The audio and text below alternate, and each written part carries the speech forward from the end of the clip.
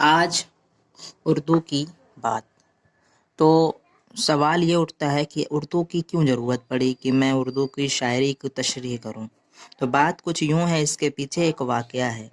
ایک بار یوٹیوب پر میں ایک شاعری کی تشریح کھوج رہا تھا جو مجھے نہیں ملی۔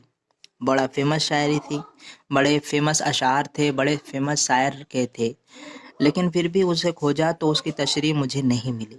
پھر میں نے سوچا کہ ہندی آسانی سے ملتی ہے، English, Urdu, Hindi, English, math اور باقی جو دیگر سبجیکٹس ہیں ان کے آسانی سے مل جاتے ہیں، ان کے ایکسپلینیشن، اس کے ریفرنس، اس کے کانٹیکسٹ، لیکن اس کا نہیں ملا، اردو کا۔ ایسی کیا بات ہے؟ تو پھر میں نے سوچا کہ میں ہی کچھ کر کے ڈالتا ہوں۔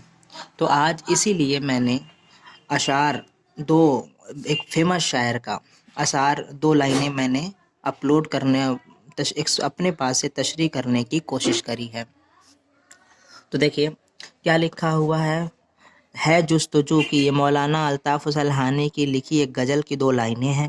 اس کو میں پڑھ دیتا ہوں پہلے۔ ہے جستجو کہ خوب سے ہے خوب تر کہاں، اب ٹھہرتی ہے دیکھیے جا کر نظر کہاں۔ تشریح میں یہ ہے کہ یہ مطلع خواجہ الطاف حسین حالی کی غزل کا ہے۔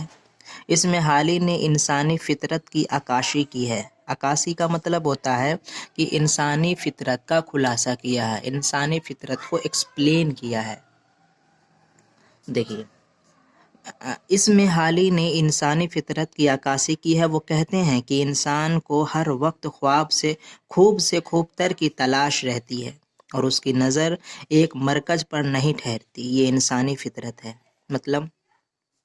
مطلب یہ ہے کہ دیکھیے اس کو بہت طریقوں سے آپ سمجھ سکتے ہیں کہ انسان کو ایک بہترین چیز دے دی جائے تو اس سے بہترین کھوجے گا، اور بہتر دیا جائے تو اور بہتر کھوجے گا۔ فار ایگزامپل آپ ایسے بھی سمجھ لیں کہ اگر کسی کو ایک سونے کا جنگل دے دیا جائے تو وہ دوسرے جنگل کی تلاش میں رہے گا، اور اگر 2 دے دیا جائے تو وہ تیسرے سونے کے جنگل کی تلاش میں رہے گا۔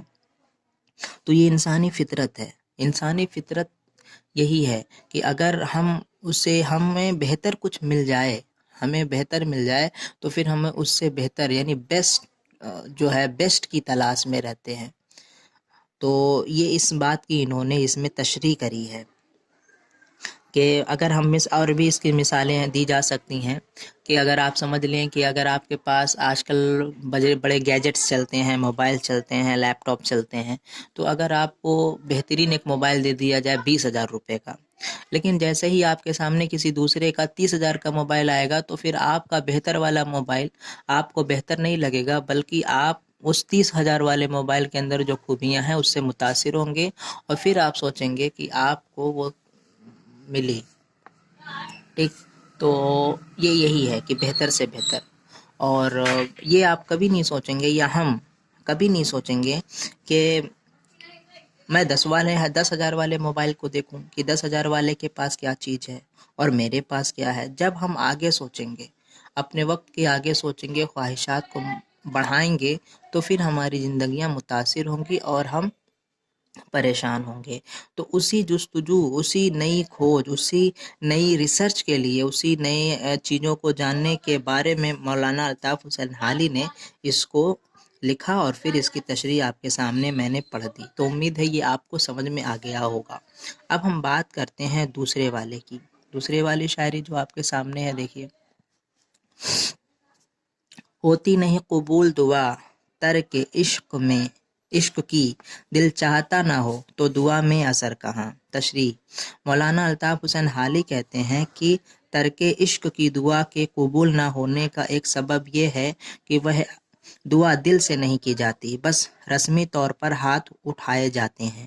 مطلب دیکھیے، اگر ہم اللہ تبارک و تعالیٰ سے دعا کریں اور ہم پھر دعا میں ہم ہاتھ اٹھا رہے ہیں، مانگ رہے ہیں اللہ مجھے میری دعائیں قبول فرما، مجھے صحت یاب رکھ، مجھے روزی کے حالات کو دور کر دے، اور بھی بہت ساری دعائیں جب ہم مانگتے ہیں تو یہ دیکھا جاتا ہے کہ جو ہمارے الفاظ نکل رہے ہیں کہیں وہ رسمی ادائیگی تو نہیں نہ ہو رہی، بلکہ اگر رسمی ادائیگی ہوگی تو پھر مشکل ہے، پھر یہ چیز مشکل ہو جائے گی کہ ہم دعا یہ قبول ہو۔ اس لیے مولانا الطاف حسین حالی کہتے ہیں کہ دعا جب بھی ہو وہ دل سے نکلے، صرف الفاظوں کی ادائیگی نہ ہو کہ ہم دعا مانگ رہے ہوں اللہ تبارک و تعالیٰ سے اور ہمارا ذہن لگا ہو کہ دکان میں کوئی آ تو نہیں گیا ہوگا، دکان کھلی ہے یا بند ہے، یا میرا کام یہ یہاں رکا ہوا ہے۔